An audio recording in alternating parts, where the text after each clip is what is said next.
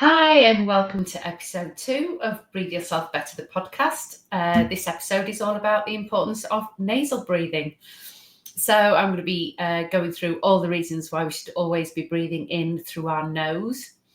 There's quite a lot of research about it at the moment, and increasingly, lots of reasons why we shouldn't be mouth breathing. But I'll go into those very shortly.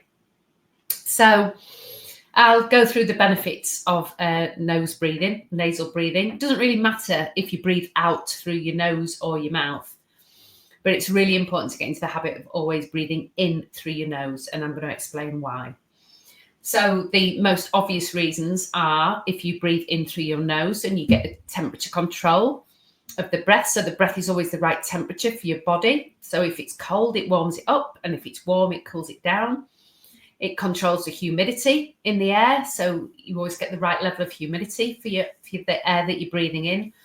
And you've got all those lovely little hairs up your nose that help keep anything nasty that you don't want entering your lungs from entering your lungs. It catches all of that. But there's some additional reasons as well. So they're the most obvious ones. It acts as a flow rate limiter, which leads to promotion of low thoracic expansion. So in the last episode, I mentioned that the main parts of your spine that are used in your breathing function is your T8 to 10, that's your lower thoracic spine. And by breathing in through your nose and limiting that flow rate, it controls the minute volume, which also leads to better diaphragmatic use. So really important in promoting diaphragmatic breathing is breathing in through your nose. If you breathe in and out through your mouth, this leads to facial muscle deterioration. And for a variety of reasons, one of which being that your tongue is a different place in your mouth, and it just leads to less muscle in there. So it means that your tongue isn't held in place. This can lead to, in turn, to sleep apnea as your tongue ends up rolling back down into your throat. When you breathe in through your nose, your tongue should rest just behind your top teeth. You might just want to have a little conscious breath in and out for a couple of minutes just to see where your tongue is. So your tongue should just gently rest behind your top teeth. If your tongue is dropping to the bottom of your mouth, then it's engaging different muscles. And if your tongue is at the bottom of your mouth, then actually the nasal airway gets blocked a little bit. So you end up not being able to breathe in through your nose. So this obviously creates a problem. And this facial muscle deterioration over time can lead to sleep apnea. So perhaps the most important reason why we should always breathe in through our nose is because when we breathe in through our nose, it makes our body produce nitric oxide. And nitric oxide is really important for a number of reasons. First reason is it keeps your blood vessels healthy by widening them. This is called vasodilation, for those of you who don't know. And this in turn can help to lower blood pressure. It also increases bronchodilation. That's the widening of the bronchial tubes or the airways in the lungs. So especially important for people who have chronic respiratory diseases. It promotes mucociliary escalator activity. I know, what a term. But this means there's a protective mechanism in the respiratory system that utilizes mucus and cilia, the little hairs, to clear debris and pathogens from the airways. So nitric oxide increases that. It modulates aspects of the anti-inflammatory response in the body. And it inhibits smooth muscle hyperplasia in the blood vessels by helping to widen them. And also in the airways. And this is especially important in conditions such as asthma, where the airways narrow and there's increased resistance to airflow.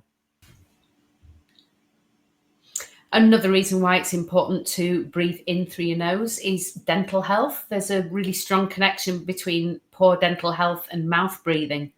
So particularly important to encourage nasal breathing in children.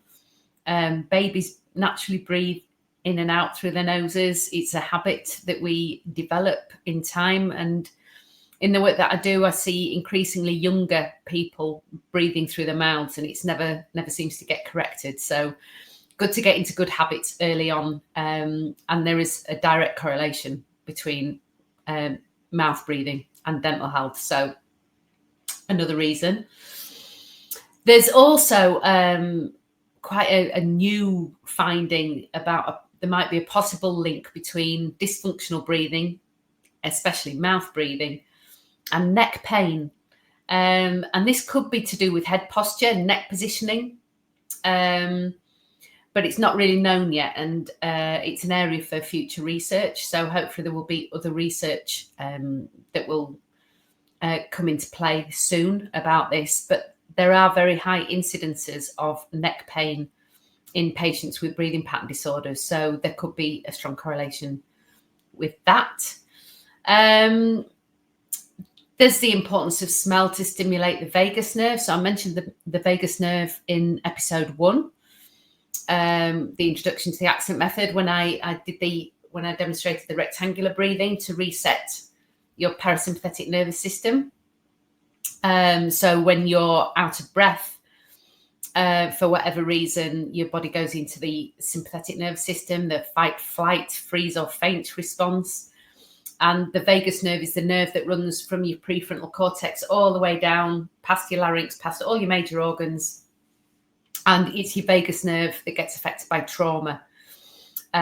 So there is a link between smell to stimulate your vagus nerve and to keep yourself calm and to stabilize the sympathetic nervous system.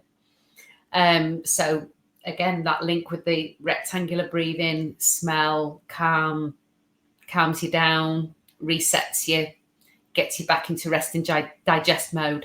And really reinforces that brain-body-breath connection that we all have. And we all have the brain and body connection, but we really need to work on the breath part of it, the brain, body, and the breath connection. So that's one way of doing it. Again, another reason for breathing in through the nose. And the last one is that old adage, if you don't use it, you lose it. There's a strong link to nasal atrophy. If you stop breathing in through your nose, then you start being unable to breathe in through your nose because you're not used to doing it. So for whatever reason, you may not be breathing in through your nose at the moment. It is possible to overcome that. So deviated septums, broken noses, congestion, all of those things can be overcome with some really simple tips and techniques, which I'll go through. I'll give you a couple in this podcast, but there will also be plenty more in the video that accompanies this episode. There are a couple of things you can do to check your nasal breathing to see whether you're doing it consistently or not. Very quick and easy to do. The first one just requires a mobile phone. So you just get your mobile phone and you pop it under your nose and breathe in and out through your nose. Keep your mouth closed.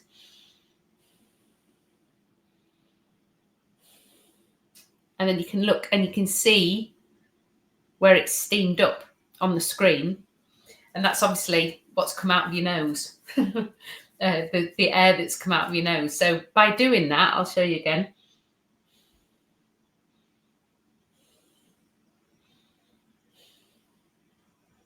By doing that and having a look, you can see actually if there's one nostril that's slightly blocked more than the other one. So that's quite a good way to see whether there's air flowing in and out of your nostrils. So you're breathing in and out through your nose. So you can do your little mobile phone test. And the other one is called the Zaggy test. And that's 3 minutes of nasal breathing consistently. And to make sure that you're definitely breathing in and out through your nose for the full 3 minutes, you can either place a piece of paper between your lips and breathe in and out through your nose like that, and time yourself 3 minutes. And the other way is by holding a little bit of water in your mouth. So if you're listening to the podcast right now, I am about to take a little sip of water and breathe in and out through my nose. I'm not going to do the full 3 minutes because that's not the best use of airtime. But if you're watching on YouTube, you'll be able to see this.